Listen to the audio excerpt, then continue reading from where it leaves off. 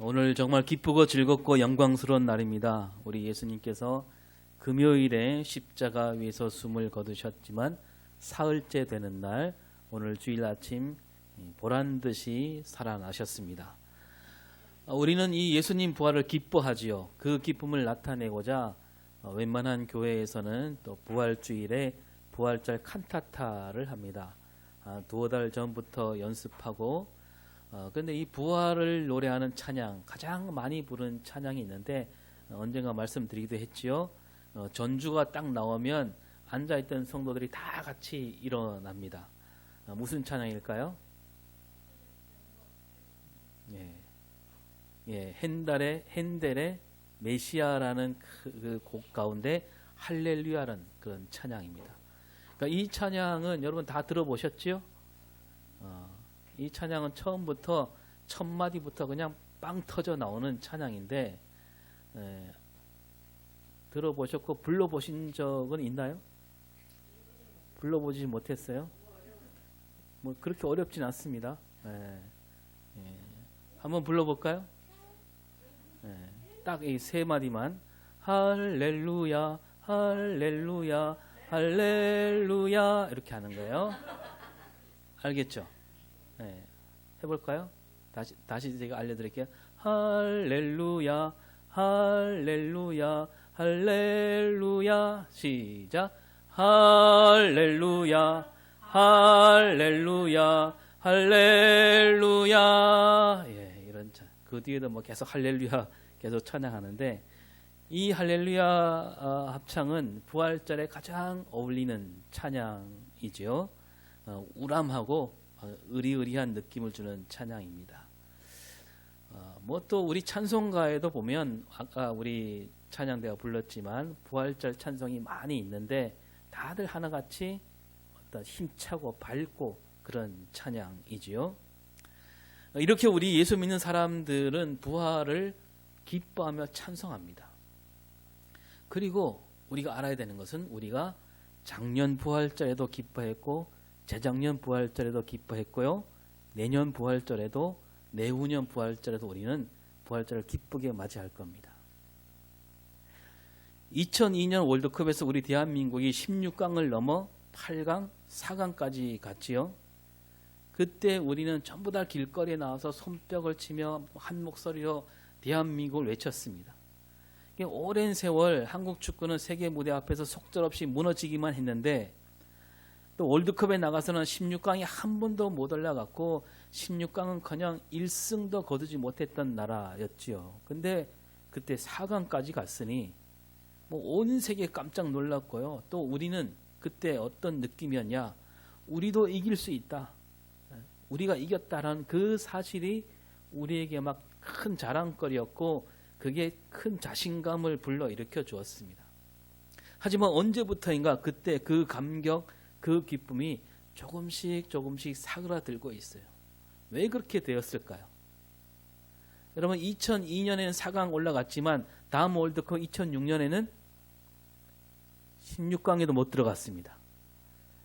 2010년 월드컵에서는 또 16강에 올라가긴 했어요.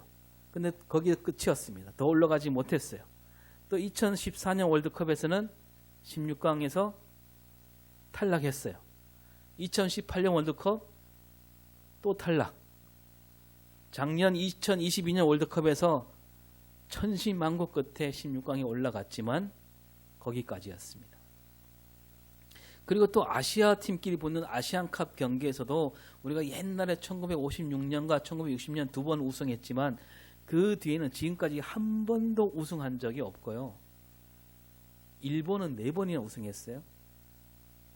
옛날에는 일본과 싸울 때 우리가 10번 싸우면 8번 이겼어요. 근데 요즘은 비기거나 질 때가 더 많아졌습니다. 그러다 보니까 2002년 4강에서 누렸던 그 기쁨과 감격은 자꾸 멀어져 가게 된 겁니다. 한 몇 년 전만 해도 텔레비전에서 뭐 2002년 월드컵을 수없이 보여줬잖아요. 보여줄 때만 어땠습니까? 딱 보면 알죠. 저건 무슨 경기다. 그리고 막 왠지 그때로 다시 돌아가는 것 같고 막 기분도 덩달아 좋아졌는데 이제는 어쩌다 다시 보여줘도 어떻습니까? 시큰둥하지 않습니까? 그래, 뭐 그때는 그랬지. 왜 그렇게 되었을까요? 그 2002년 4강까지 갔던 그 기적 같은 일, 그것이 그 일이 바로 우리 한국 축구 실력으로 바로 이어지지 않기 때문이었습니다. 그저 한 번 있었던 지나간 추억에만 남는 옛 기억일 뿐이었기 때문입니다. 우리가 2002년도에 4강까지 올라갔다 해서 그것이 우리 대한민국 축구 실력이다, 그렇게 생각한 사람이 아무도 없기 때문이에요. 월드컵이 열리기만 하면 이번에도 우리는 4강 간다, 그런 실력이 아니라는 거예요. 그걸 우리가 잘 알고 있으니까 시간이 흐를수록 그때 4강을 누렸던 기쁨이 자꾸만 옅어지기 마련이라는 겁니다. 여러분, 우리 예수님 부활은 그렇지 않아요. 2000년 전에 있었던 그 부활은 그때 한 번 있었던 일이 아닙니다.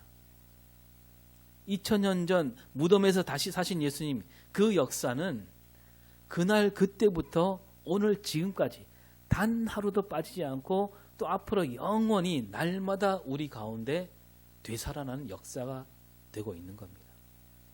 따라서 우리는 예수님 부활을 떠올릴 때마다 그때나 지금이나 앞으로도 영원히 날마다 때마다 우리는 그 감격을 기뻐할 수 있고 또 기뻐해야 되는 거죠.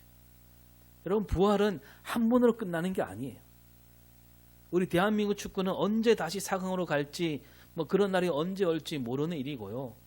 그때 그 4강까지 갔던 일이 우리 대한민국 축구 실력이 될 수 없지만, 예수님 부활은 뭐냐면 부활이 일어난 그날 그때부터 지금까지 앞으로도 영원히 그 부활 능력이 바로 우리 능력이 되는 겁니다.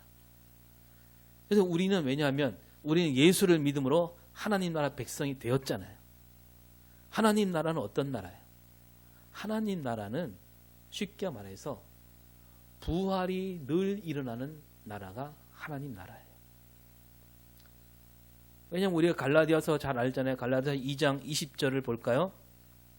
이제는 내가 사는 것이 아니요 오직 내 안에 그리스도께서 사시는 것이라. 예. 예수 믿는 우리는 우리 삶은 내가 사는 삶이 아니라고 했습니다.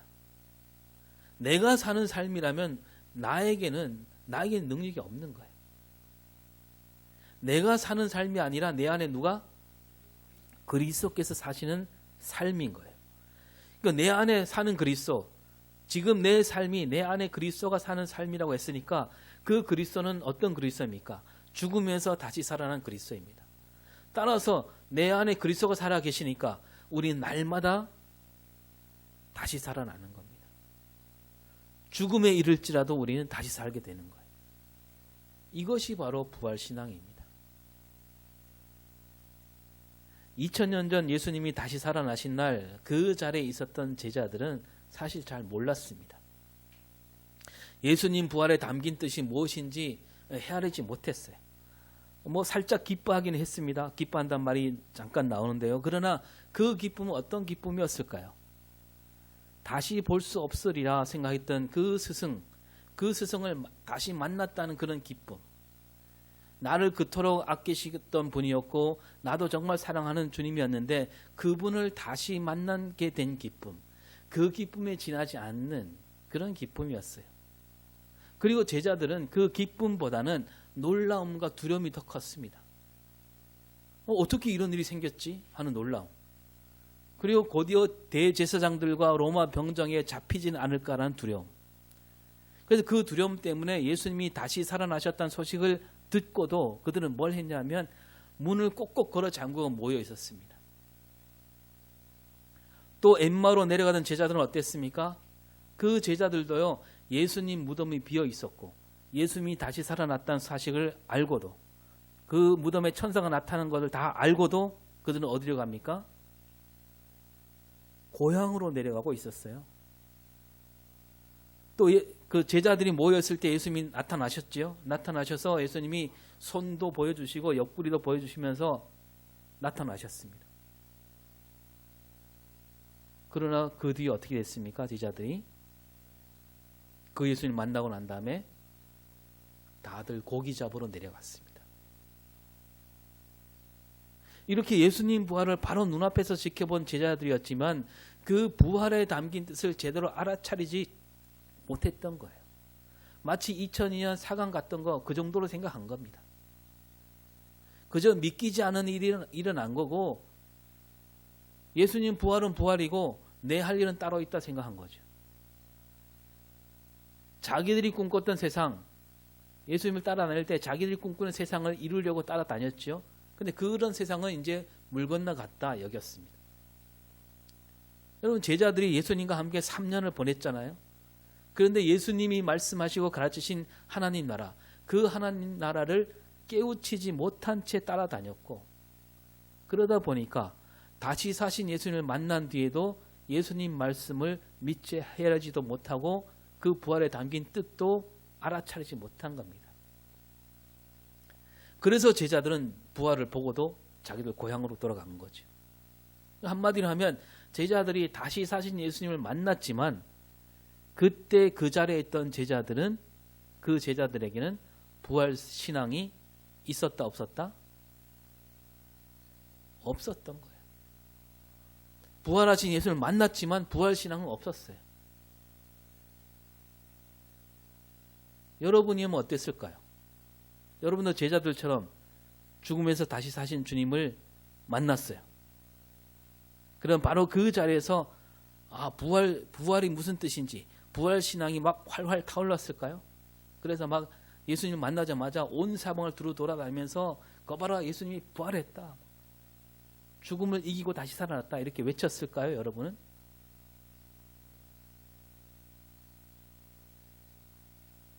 제자들은 좀 뒤늦게 부활 신앙을 일어서게 됩니다. 그러니까 제자들이 부활 신앙을 일어서기까지 몇 가지 일들이 있었죠. 이런 일들이 있었죠. 먼저 다시 사신 예수님이 제자들을 가르쳐 주십니다. 뭘 가르치시냐? 사도행전 1장 3절을 봅니다. 그가 고난 받으신 후에 또한 그들에게 확실한 많은 증거로 친히 살아계심을 나타내사 40일 동안 그들에게 보이시며 하나님 나라의 일을 말씀하시니라. 예. 예수님이 제자들에게 가르친 게 뭐냐면, 다시 살아나셔서 하신 말씀이 뭐냐면 하나님 나라 일을 가르치신 거예요. 여러분, 예수님이 이 땅에서 처음으로 외치신 말씀이 뭐예요? 회개하라, 하나님 나라가 가까이 왔다였습니다. 예수님은 늘 하나님 나라를 가르치셨고 여러 가지 비유로도 하나님 나라가 이런 나라를 알려주셨고, 병든 사람을 고치는 일, 이것도 하나님 나라를 보여주는 일이었고, 예수님이 베푸신 기적들 모두 하나님 나라를 가리키는 일이었습니다. 십자가 길, 고난과 죽음도 하나님 나라를 이루는 길이었습니다. 그리고 다시 사신 예수님은 제자들에게 확실한 많은 증거로 살아계심을 몸소 보여주셨는데, 다시 살아나셔서 바로 하늘로 올라가지 않으시고 40일 동안 그 몸을 보이셨다 그랬습니다. 왜냐하면 오늘 말씀에 따르면 하나님 나라를 알게 하시려고. 아직도 제자들은 그 하나님 나라를 잘 모르니까 알게 하시려고 제자들과 함께 지내셨다는 겁니다. 그리고 얼마 뒤에 예수님이 하늘로 올라가시고 제자들이 한 자리에 모였을 때 누가 오십니까? 한 자리에 모였을 때 성령이 오십니다. 성령 충만을 받게 되고, 성령을 충만을 받은 제자들은 그때 비로소 입을 열어 말하게 됩니다. 성령 충만으로 무슨 말을 했을까요? 방언으로 말하는데요, 거기 있던 제자들이 하는 말을 사람들이 다 알아듣게 됩니다. 그 말이 뭐냐면 사도행전 2장 11절에 나옵니다. 시작. 우리가 다 우리의 각 언어로 하나님의 큰 일을 말함을 듣는도다. 예. 제자들이 한 말이 뭐라고요? 하나님의 큰 일. 제자들이 성령 충만을 받고, 다른 말로 하면 예수님이 말씀하신 하나님 그 뜻을 깨닫고 부활에 담긴 뜻을 깨닫고 처음으로 내뱉은 말이 뭐냐면 하나님의 큰 일이에요. 하나님의 큰 일이 뭡니까? 하나님 나라죠. 하나님 나라가 이 땅에 온다는 거죠. 예수님이 가르친 그 하나님 나라 일을 제자들이 비로소 사람들 앞에서 말하게 되었다는 거예요. 그리고 또 여러분, 사도행전 9장에 보면 바리새인이었던 사울이 다시 사신 예수님, 다시 사신 예수님을 만나는 이야기가 나오죠. 그 예수님을 만난 뒤에 사울이 어떻게 됩니까? 바뀝니다. 얼마 뒤 바울로 이름을 바꾸고 복음을 널리 알리는 사도가 되었습니다. 그 사도가 된 바울이 한 일이 뭐냐? 뭐라고 외쳤느냐? 사도행전 28장 23절 시작. 바울이 아침부터 저녁까지 강론하여 하나님의 나라를 증언하고 모세의 율법과 선지자의 말을 가지고 예수에 대하여 권하더라. 예. 바울이 외친 말이 뭐예요? 하나님 나라였습니다. 다시 사신 예수님 만난 사람들은, 예수님 부활을 겪은 사람들은 다 뭘 깨닫게 되느냐? 하나님 나라를 깨닫게 되는 거예요. 하나님 나라가 바로 여기에서 시작되었구나. 이 진리를 깨닫게 되었다는 말씀이에요. 다시 말해서 예수님은 다시 살아나심으로 사람들에게 하나님 나라가 여기 있다는 것을 알려주시고 계시는 겁니다. 사람들은 예수님을 다시 만나면서 하나님 나라가 어떤 나라인지 비로소 깨닫게 되었고, 그리고 이 부활과 하나님 나라가 한 줄로 꿰어지면서 비로소 그들 안에 부활 신앙이 자리 잡게 되었다라는 거죠. 예수님은 십자가 고난과 죽음 그리고 부활까지 다 보여주신 다음에 하늘로 올라가셨습니다. 그리고 부활을 두 눈으로 보고 부활하신 예수님께 하나님 나라를 제대로 깨우치게 된 제자들은 그때부터 이제 새로운 삶을 살게 된 거죠. 그 뒤부터 제자들이 달라졌습니다. 제대로 달라졌어요. 그들은 그 전에 자기들이 꿈꾸는 세상, 자기들이 생각하는 나라, 그 나라는 다 내려놓았습니다. 이제는 예수님이 말씀하신, 예수님이 보여주신 하나님 나라를 외치게 되는 거죠. 그래서 제자들이 어떻게 합니까? 예수님처럼 걷지 못한 사람을 이렇게 세우지요. 제자들이 모인 곳에 예수님이 가르쳐 주신 하나님 나라 잔치가 열립니다. 서로 다들 하나가 되어서 서로 나눠줍니다. 서로 사랑하며 돌봅니다. 그리고 예수님이 말씀하신 하나님 나라를 예전에 잘 몰랐던 제자들, 예수님이 죽음에서 다시 살아나신다고 하신 말씀을 미처 깨우치지 못했던 제자들이 다시 사신 예수님을 만난 뒤에 깨닫게 되는 거예요. 아, 하나님 나라가 바로 이거구나. 예수님처럼 사는 삶이 바로 하나님 나라구나. 그리고 다시 사신 주님이 다시 살아났다는 것은 무덤에서만 다시 사는 것이 아니라 우리 안으로 다시 살아나셨구나. 그러면서 예수님이 말씀하신 그 말씀을 외치게 되고 예수님이 하신 일을 하게 되고요.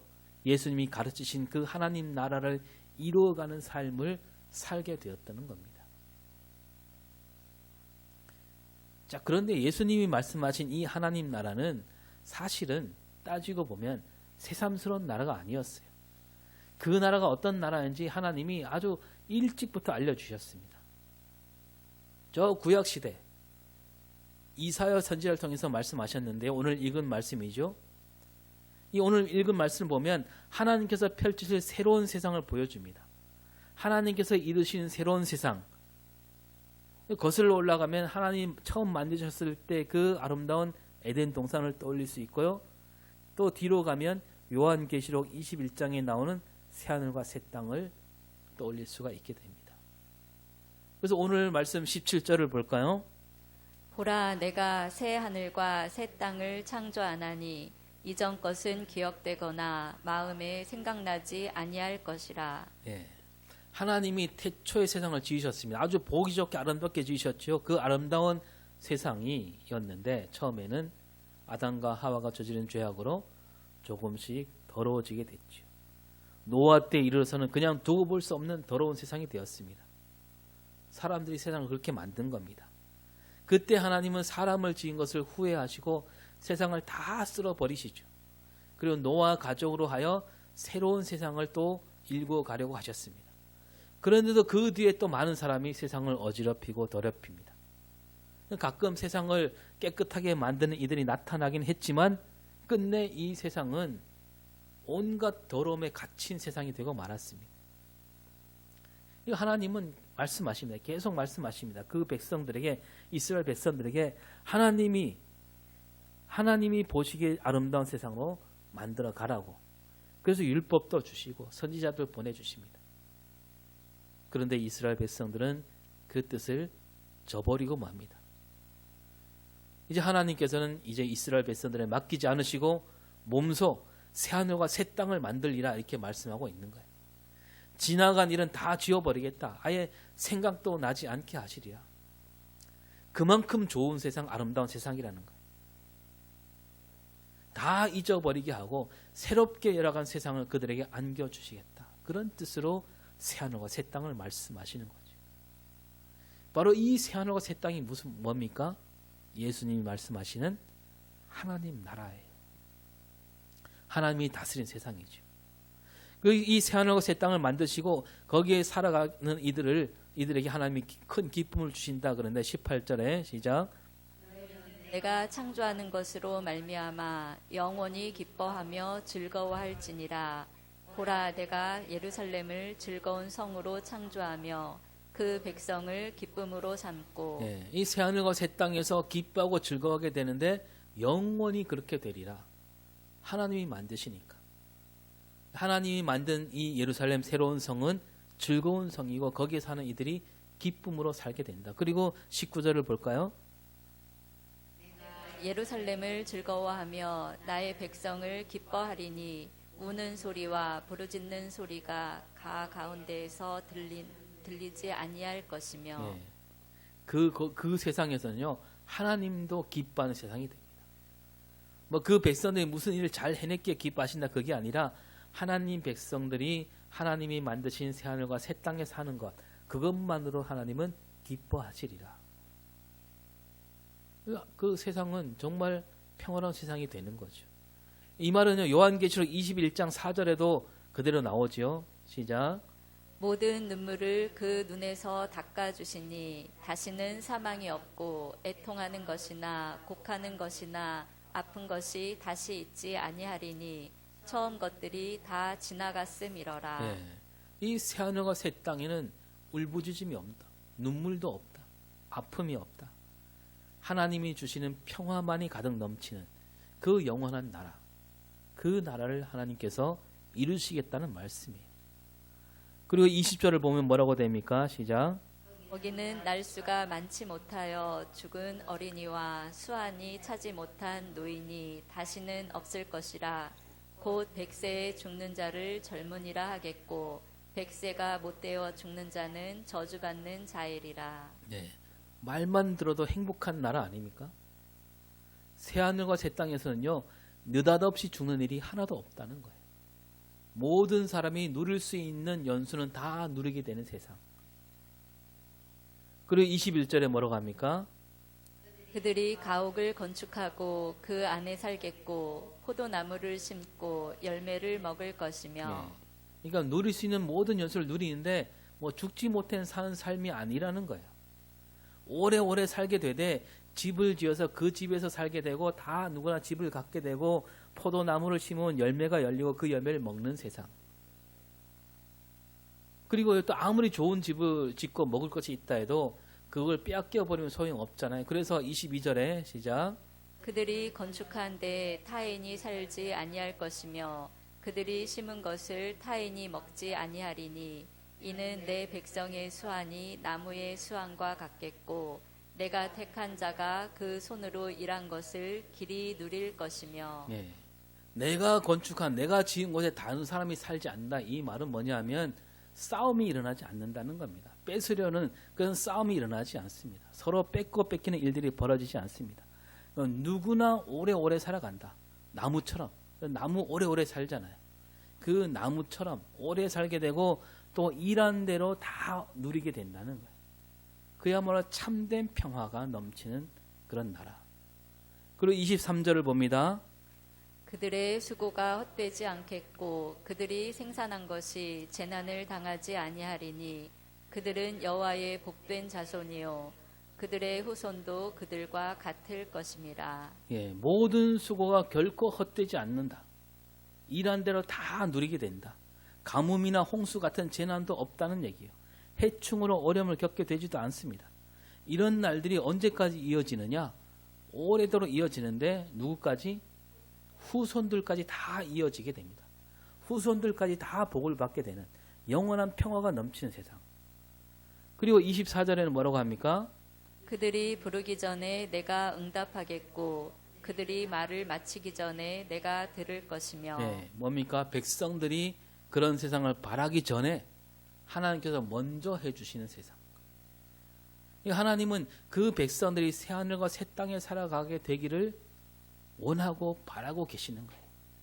그리고 그걸 보면 기뻐하실 그 꿈으로 그 꿈을 보여주시고 있는 겁니다. 여러분, 저 옛날 에덴 동산도 그렇지 않았습니까? 하나님께서 에덴 동산을 아름답게 지은 다음에 사람을 마지막에 만드시잖아요. 그리고 그 사람을 동산에 살게 하면서 정말 참으로 흐뭇하게 여기셨습니다. 자, 25절 볼까요? 시작. 이리와 어린 양이 함께 먹을 것이며 사자가 소처럼 짚을 먹을 것이며 뱀은 흙을 양식으로 삼을 것이니 나의 성산에서는 해함도 없겠고 상함도 없으리라. 여호와께서 말씀하시니라. 네, 이 말씀은 저 앞에 11장에도 나왔는데요. 이리는 어린 양을 잡아먹으면 맹수잖아요. 근데 그 이리와 어린 양이 함께 먹는다. 함께 사이좋게 먹는다는 거예요. 서로 한데 어울려서 지내는 그런 세상. 사자도 다른 짐승을 잡아먹지 않고 사자가 짚을 먹는 세상. 뱀도 짐승을 해치지 않고 흙만 먹는 세상. 그러니까 잡아먹히는 일이 없어진다. 새하늘과 새 땅이 그런 땅이 되는 것이고, 그 새하늘과 새 땅은 바로 거룩한 산이고 내 거룩한 산이다. 처음에 하나님께서 깨끗하게 만들어 놓은 그런 세상이었는데 인간들이 온갖 죄로 더럽혀 놓았잖아요. 이제 하나님은 다시 그곳을 거룩하게 깨끗하게 만들어 가십니다. 그 메시아가 오심으로 그런 곳이 된다는 거죠. 그 거룩한 곳은 해됨도 없고 상함도 없는 곳이다. 그러니까 이 말을 우리 읽을 때, 이 말씀을 읽을 때 동물들에게 먹이 사슬이 있잖아요. 그 먹이 사슬이 다 없어진다는 그런 뜻이 아니라 동물을 빗대서 말씀하는 겁니다. 그만큼 평화로운 세상이 온다는 뜻이에요. 일이나 사자나 뱀 이런 뭘 가리키냐면 힘을 내세운 사람들, 힘을 가진 사람들, 그런 사람들이 힘을 부리지 않는, 힘으로 밀어붙이는 그런 세상이 아니라 서로 함께 어우러져서 함께 도우며 살아가는 세상, 그 하나님 나라를 말씀하고 있는 겁니다. 여러분, 이렇게 하나님께서는 벌써 오래전에, 예수님이 오시기 오래전에 이 하나님 나라를 말씀해 주셨습니다. 근데 아무리 말씀하셔도 그 백성들이 알아듣지 못하니까, 끊임없이 선지자를 통해서 말씀하셨는데도 말씀을 알아듣지 못하니까 예수님이 이 땅에 보내신 거예요. 그 예수님이 이 땅에 오셔갖고 그 하나님 나라를 어떻게 이루어가는지 가르쳐 주시고 몸으로 보여주신 겁니다. 그래도 사람들 알아듣지 못했지요. 제자들조차 알아듣지 못했습니다. 십자가 고난과 죽음 앞에서는 다 달아나게 바빴습니다. 그리고 무덤에서 다시 살아나신 예수를 만나고 그 예수님께 가르침을 받고 성령을 받은 뒤 비로소 제자들이 깨닫게 된 거예요. 예수님 말씀하신 하나님 나라가 어떤 나라인지 깨달았고 그 나라를 이루려면 어떻게 살아야 되는가 비로소 깨닫게 되었다는 겁니다. 저 옛날 이사야 선지자가 외친 그 새하늘과 새 땅이 바로 예수님이 말씀하신 하나님 나라, 예수님이 보여주신 하나님 나라였구나. 죽음에서 다시 살아나신 주님께서 우리 안에 오셔서 그 하나님 나라를 일궈가는 일꾼으로 부르셨구나. 그래서 이제 내가 사는 삶은 내가 꿈꾸는 세상이 아니라, 내가 바라는 세상을 위해서 사는 것이 아니라, 내 삶이 아니라 내 안에 계신 그리스도께서 사시는 그런 삶이 되었다는 그 뜻이 바로 부활에 담긴 뜻이구나 이겁니다. 그래서 제자들은 그때부터 이전과는 다른 삶을 살게 되는 겁니다. 다시 말하면요, 제자들은 그때부터는 날마다 새로운 날, 새 아침을 맞이하는 삶을 살게 되는 거였습니다. 여러분, 예수님이 다시 살아나신 날이 언제냐 하면 뭐라고 되어 있습니까? 안식 후 첫날이에요. 창세기에서 하나님이 엿새 동안 세상을 만드셨잖아요. 마지막 날 어떻게 하셨어요? 쉬셨습니다. 그날을 가리켜 안식일이 된 거 아닙니까? 그런데 예수님은 그 안식일 바로 다음 날 다시 살아나셨습니다. 그 뭐냐면 새로운 창조가 시작됐다는 그런 뜻이에요. 이제는 새로운 날이 열렸다는 겁니다. 사람들이 어지러 놓은 그 더러워진 세상 뒤로 하고 이제 새로운 세상이 열렸다는 거예요. 새 아침이 밝았다는 뜻으로 안식 후 첫날 주님이 다시 살아나신 거예요. 그리고 바울은 이 부활을 가리켜서 뭐라고 부릅니까? 첫 열매라고 부릅니다. 첫 열매 무슨 뜻입니까?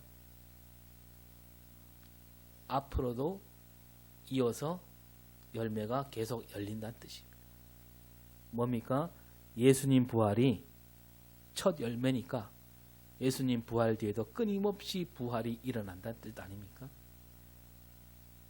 그리고요, 부활이 있으려면 반드시 죽음이 있어야 됩니다. 여러분, 죽음이 없는데 부활이 있을 수 있을까요? 우리가 사는 세상 보세요. 늘 죽음이 있잖아요. 죽음이 도사리고 있습니다. 근데 이 죽음이 도사리고 있다고 해서 절망이냐? 결코 아니라는 거예요. 오히려 이 죽음이 있는 곳이기 때문에 우리는 늘 부활을 만날 수 있다는 겁니다. 세상 사람들은 다 죽음으로 달려가야 됩니다. 그 믿지 않는 사람들은 죽음이 끝이니까. 하지만 우리 믿는 사람들은 죽음이 있기에 오히려 우리는 부활을 바라보는 사람들이 된 겁니다. 죽음이 우리 눈앞에 있다 해도 거기에 무릎 꿇지 않습니다. 죽음이 끝이 아니다. 이 진리를 우리가 너무도 잘 알고 있기 때문이죠. 예수님이 가신 길로 가기만 하면 그 어떤 죽음이 앞에 있을지라도 그 죽음 너머에 부활이 기다리고 있다는 믿음, 그 믿음으로 나아가게 된 사람들, 그들이 바로 우리라는 겁니다. 따라서 앞에 말씀드렸지만 부활은 2000년 전 딱 한 번 일어난 일. 그냥 부활절 때마다 그때 예수님이 부활하셨지. 그걸로 끝나는 일이 아니라는 겁니다. 하나님 나라 백성으로 사는 사람들에게는 부활이 날마다 일어나고 있다는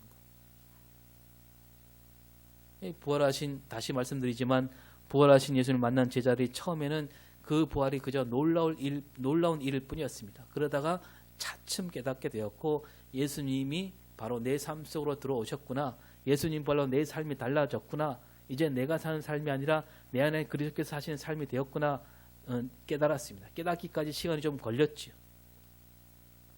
하나님 나라와 부활과 성령 충만이 바로 이어지지 않았기 때문에 그때 그 제자들은 그럴 수밖에 없었습니다.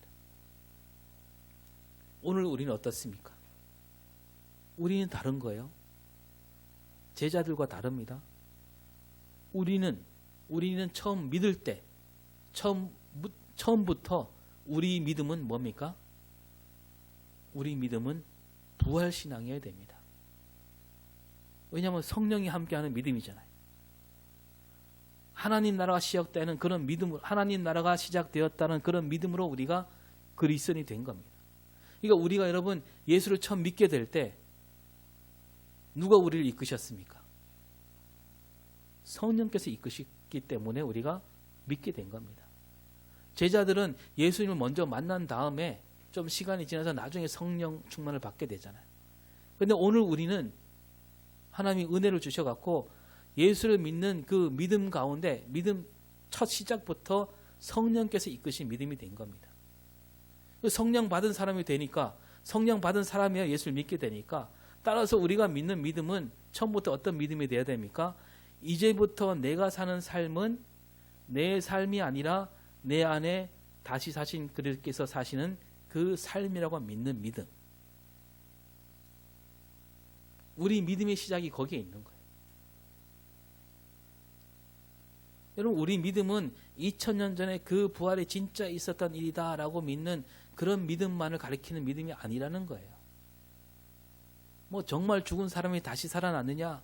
십자가에서 끔찍하게 죽었지만 물과 피를 다 흘렸지만 놀랍게도 사흘 만에 다시 살아났다. 이 사실을 믿는 믿음 거기에 끝나지 않는다는 거예요.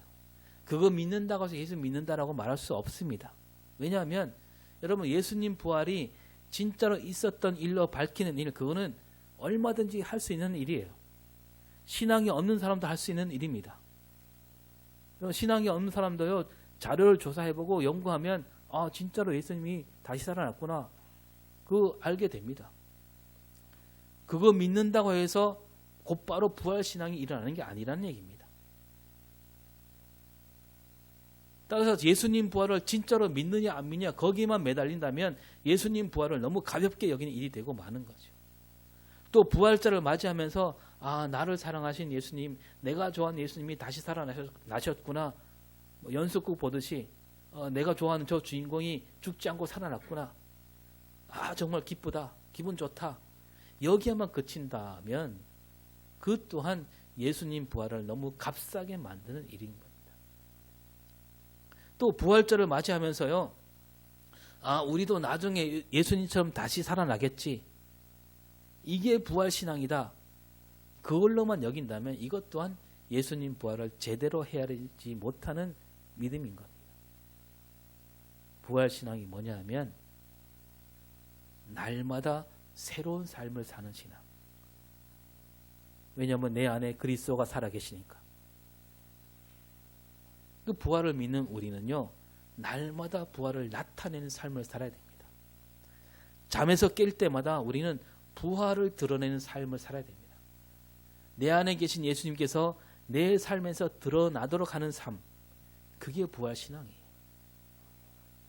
하나님께서 말씀하신 새로운 세상, 새하늘과 새 땅을 이루려면 예수님처럼 사랑하고 예수님처럼 섬기고 예수님처럼 고난과 죽음을 마다하지 않고 그렇게 하루하루를 보낼 수 있어야 된다는 겁니다. 그렇게 할 때 우리가 새로운 날, 새로운 아침을 맞이하게 된다는 겁니다. 그러니까 날마다 죽어야 되는 거죠. 바울도 그랬잖아요. 나는 날마다 죽노라. 왜 그 말을 합니까? 그 말은 곧 나는 날마다 다시 산다는 얘기예요. 이 무덤에서 다시 사신 예수님이 무덤에서만 나온 게 아니라 오늘도 우리 안에서 되살아나셨습니다. 그래서 우리가 다시 사신 주님을 믿는 우리는 다 새로운 피조물이 된 거예요. 이미 된 겁니다. 새 것이 되었습니다. 새 것이 되었으니까 우리가 맞이하는 모든 날, 모든 아침은 새 날이고 새 아침이 되는 거예요. 지난 것은 지나간 겁니다. 예수님이 다시 사신 날, 그날은 이전에 없던 새로운 날이었습니다. 그리고 그날만 새로운 날이 아니라 그 다음 날도, 그 다음 날도 새로운 날이고 오늘도 새로운 날이고 앞으로도 우리는 쭉 새로운 날을 맞이하게 됩니다. 이렇게 날마다 새날 새 아침을 맞이하면서 다시 사신 예수님이 우리 삶에 드러나도록 하는 부활신앙으로 살아가는 저와 여러분이 될 수 있기를 바랍니다. 기도하겠습니다. 오늘도 우리 가운데 다시 사신 주님, 우리 삶이 늘 주님을 닮아가는 삶이 되게 하여 주시옵소서. 아직도 주님을 알지 못하는 이들이 우리를 바라보며 아, 과연 예수님께서 다시 살아나셨구나 깨닫게 되는 그런 놀라운 역사를 일으키는 부활신앙으로 살아가는 우리가 되게 하여 주시옵소서. 감사드리며 예수님 이름으로 기도합니다. 아멘.